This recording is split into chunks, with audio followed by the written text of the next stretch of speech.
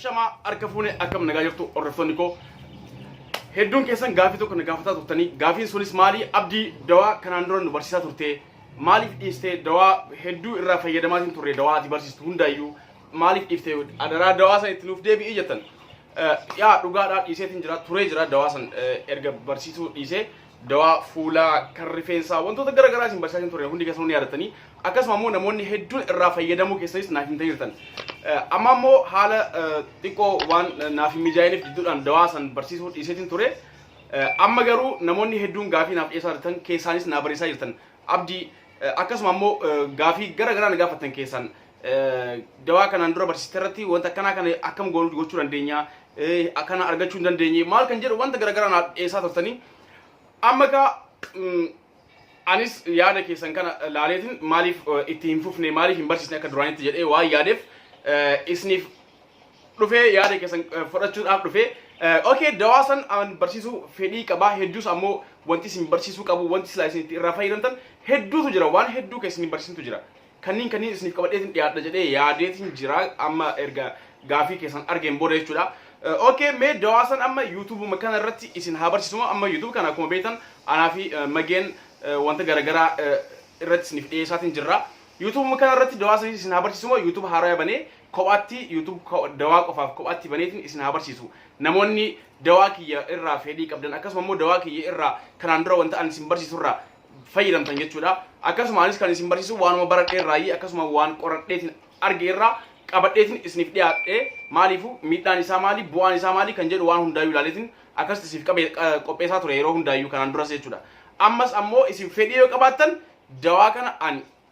wanta gara garaa wanti silaa isin irraa fayyadamuu dandeettan keessattuu shamarran wanta hedduu irraa fayyadamuu dandeettan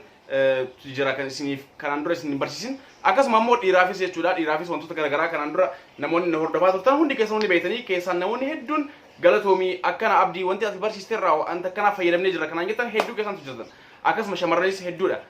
kan waan kanarraa fayyadamneeti jirra galatoomii naan jettan okay amma ammoo akka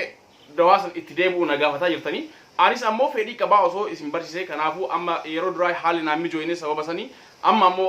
bal'inaan isin waan feetan waan isin feetan akka gaafii keessanitti gaafii waan irraa isin akka barsiisuu feetan akka isiniif dalagu feetan hundaayyuu yoo isin na barreessan an sanirraan gaafii keessan sanirraan ka'eetiin dalagaa jechuudha anis ammoo akkasuma waan silaa isin fayyada jedhee yaade qabadheetiin isiniif dhiyaadha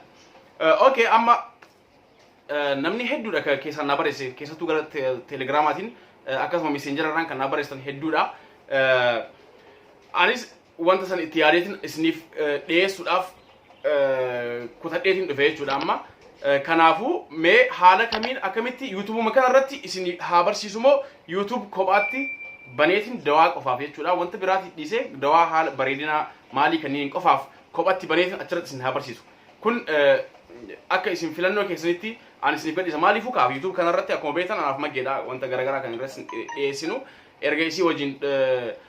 wanta akkanaa wanta gara garaa bashannanas ta'e waan silaa nutis itti bohaaree isinis bohaartan waan gara garaa qabanneetiin dhiyaachuu erga jalqabnee booda wanta biraa dhiiseetiin jiraanis asirratti jechuun maxxansuu waan kanaan dura maxxansaa ture hundaayyuu dhiiseetiin jira amma ammoo gaafii keessan irraan kan ka'e anis wanta san yoo isiniif dhiyeessa jedheetiin yaade kanaaf gaafii isiniif dhiyeessuu dhufe meeqa akka filannoo keessanitti haa ta'u Abdii lakkii YouTube haaraa irratti YouTube ka bareedinaa qofa ka beauty qofa kophaatti baniiti achirratti waan Dawaa fi waan nuti fayyadamnu hundaa nu barsiisu yoo jettan kophaatti banaa akkasuma ammoo asirratti haa ta'u yoo jettan asirrattis isiniif dalaguu danda'a jechuudha yeroo kaan magee wajjin waan taslaa